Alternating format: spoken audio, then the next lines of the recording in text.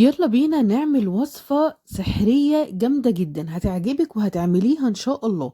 الوصفة دي يا بنات من 3 مكونات بس، هم 3 زيوت ان شاء الله تجيبيهم وتعمليهم بالنسب اللي انا هقولك عليها.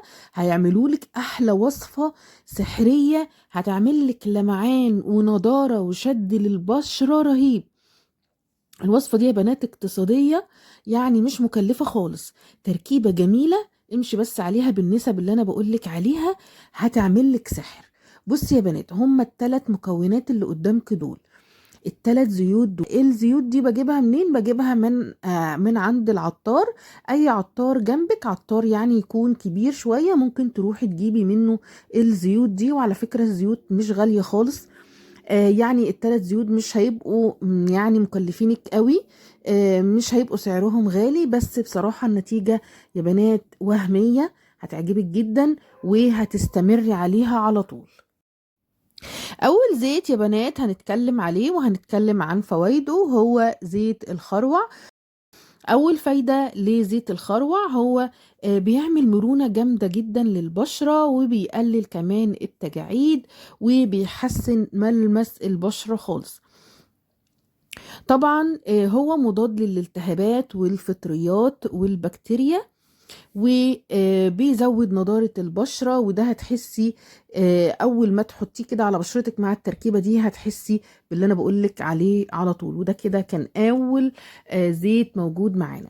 تاني زيت موجود معانا هو زيت الجوجوبا، وده يا بنات كده زي دهون البشرة بالظبط. فده ايه المكونات بتاعته كمان، او بيفيد البشرة ازاي؟ هو مليان بفيتامين اي واوميجا 3، وكمان بيفيد جدا في ترميم وترطيب البشرة، وكمان موجود في فيتامين سي. وكده يا بنات دول اول مكونين عندنا في الوصفة الجامدة دي.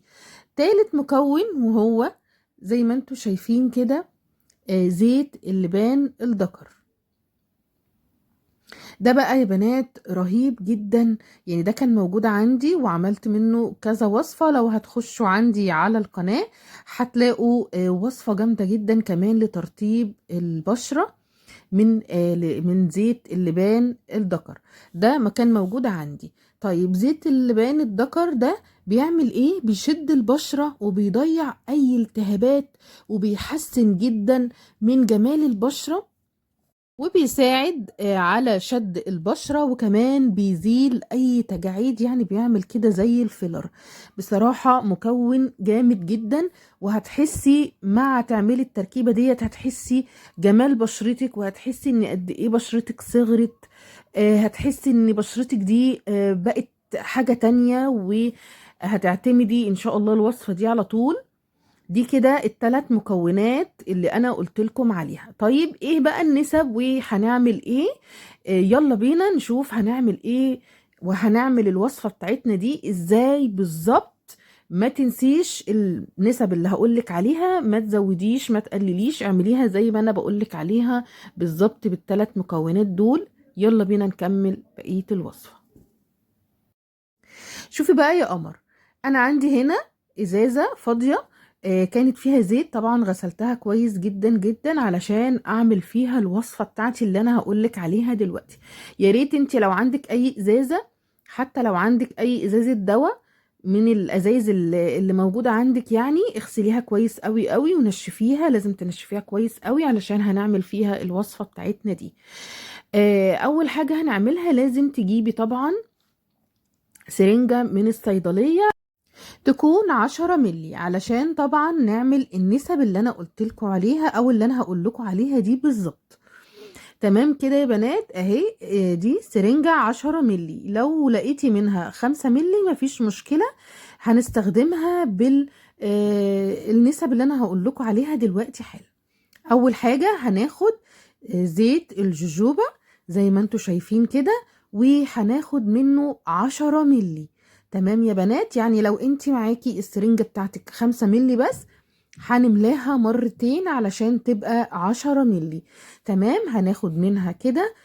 ولو انت جايباها يعني زي ما انا جايباها كده 10 ملي مفيش مشكلة، امليها كده مرة واحدة 10 ملي، وهبتدي افضيها كده في الازازة بتاعتي. وده كده اول مكون اللي هو زيت الجوجوبا، 10 مللي يا بنات. خليكي معايا بالنسب اللي انا بقولك عليها دي بالظبط عشان تديكي النتيجة اللي انا بقولك عليها. ده كده كان اول زيت. تاني مكون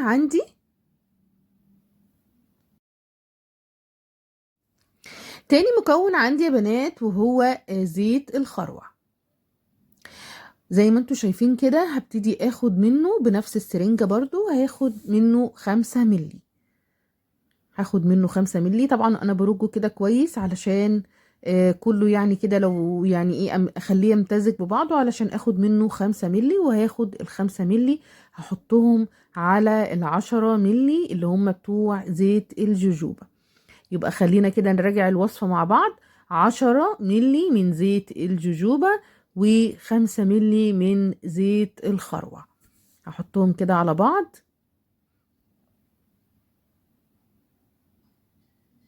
وياريت تلتزمي بالنسب اللي انا بقولك عليها.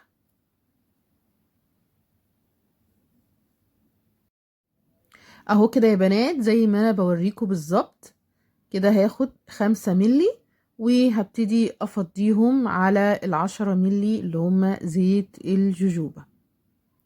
تمام كده.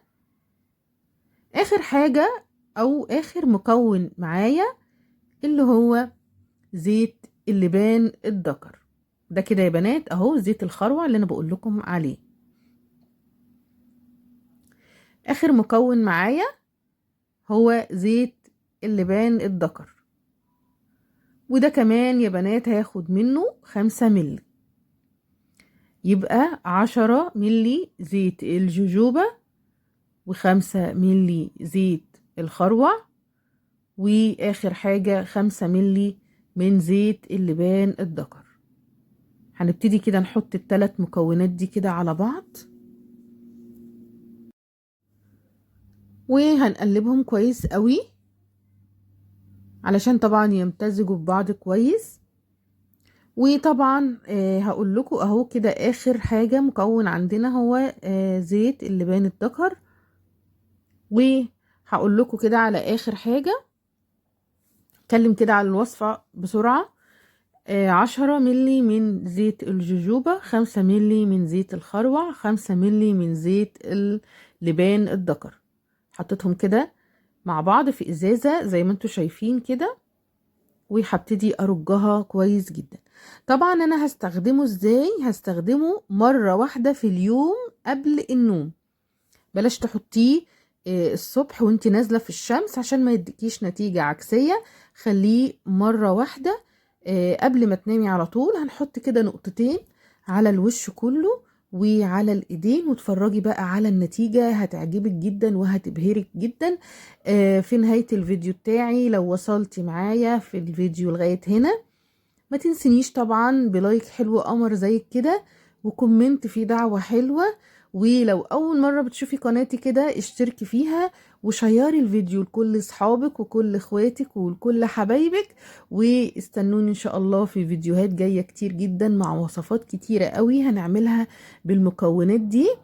واستنوني وان شاء الله لينا لقاء قريب جدا في فيديوهات كتير. والسلام عليكم ورحمة الله وبركاته.